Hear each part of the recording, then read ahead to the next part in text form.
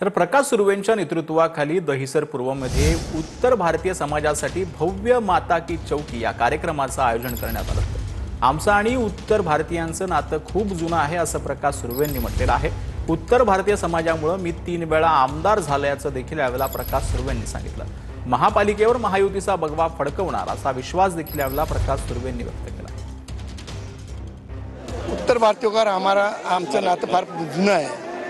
उत्तर भारतीयांच्या वोटमुळे उत्तर भारतीयांचे नेहमी साथ माझ्या पाठी राहिले। बाकी कुठे काही असेल, यादव समाज तिकडे काही करत असेल, पण इथे माझ्याबरोबर प्रत्येक उत्तर भारतीय प्रत्येक समाज हा माझ्याबरोबर आहे आणि वेगवेगळे घटक सर्व माझ्याबरोबर असल्याकारणे मी लगातार 3 टाईमचा आमदार इथे झालेलो आहे।